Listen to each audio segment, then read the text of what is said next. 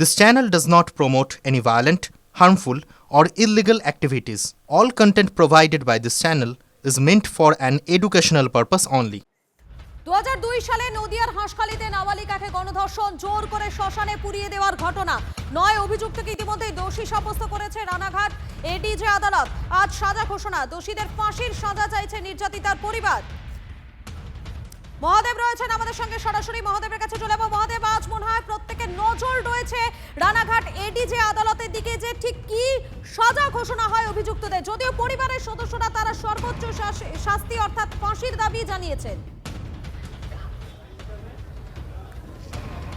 দেখো, কিছুক্ষণ আগেই যারা অভিযুক্ত তাদেরকে কিন্তু আদালতে তোলা হয়েছে এবং পুলিশের পক্ষ থেকে তাদেরকে আদালতে হাজির করা হয়েছে। এর কিছুক্ষণ পরেই কিন্তু রায়দান প্রক্রিয়া সম্পন্ন হবে এবং রায়দান প্রক্রিয়া কী সাজা ঘোষণা করেন আদালতের বিচারক, সেই দিকে কিন্তু তাকিয়ে রয়েছেন গোটা বাংলার মানুষ।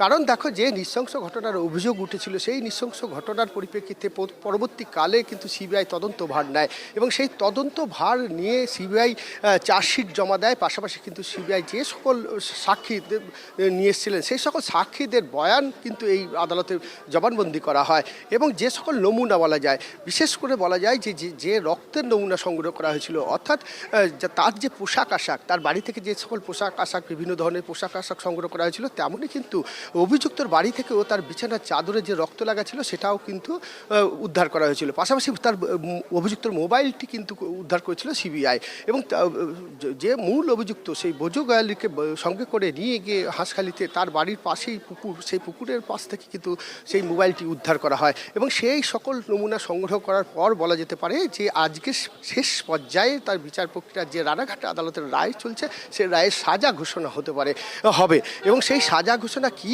আদালত থেকে সিদ্ধান্ত নেয় বা কি রায় দেয় সেই দিকে কিন্তু তার পরিবার যেমন তাকিয়ে রয়েছেন। তার পরিবার সর্বোচ্চ শাস্তির দাবি করছেন, ফাঁসির দাবি করছেন, কিন্তু আদালতের এখনো পর্যন্ত বিচার প্রক্রিয়া সম্পন্ন হবে আর কিছু সময়ের মুহূর্তের অপেক্ষা। কারণ অভিযুক্তদের আদালতে তোলা হয়েছে এবং আদালতে তোলার পরে কিন্তু আর কিছুক্ষণের মধ্যে আদালতে বিচার প্রক্রিয়া শুরু হবে এবং সেই বিচার প্রক্রিয়া কি রায় দেয় সেই দিকে গোটা বাংলা তাকিয়ে রয়েছে। সেদিকে নজর রয়েছে প্রত্যেকে। আপডেটের দিকে তুমি নজর রাখো। আপাতত তোমাকে ধন্যবাদ। যেমনটা আপনাদের বলছিলাম, নির্যাতিতার পরিবারের যারা সদস্যরা, বিশেষ করে তার মা, দোষীদের সর্বোচ্চ শাস্তি অর্থাৎ ফাঁসির দাবি জানিয়েছেন। শোনায় কি বলেছেন তিনি।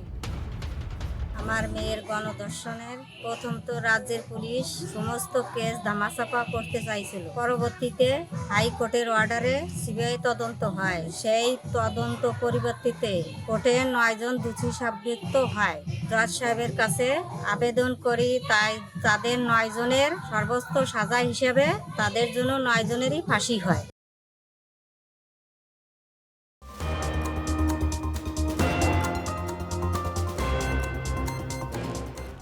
নারী সুরক্ষাকে প্রশ্নের মুখে ফেলে ফের নাবালিকাকে ধর্ষণের অভিযোগ এবং সেই ঘটনাকে কেন্দ্র করে উত্তপ্ত হয়ে উঠল হাওড়ার ডোমজুড় এলাকা। নির্মীয়মান বাড়িতে তুলে নিয়ে গিয়ে 7 বছরের নাবালিকাকে ধর্ষণের অভিযোগ। অভিযুক্ত রাস্তা তৈরি কাজে যুক্ত শ্রমিক। ঘটনা প্রকাশ্যে আসতেই উত্তপ্ত হয়ে ওঠে এলাকা। উত্তেজিত জনতা গাড়ি, বাইকে ভাঙচুর চালায়, আগুন ধরিয়ে দেওয়া হয় একটি ম্যাটাডোরে। অভিযুক্ত যুবক পলাতক।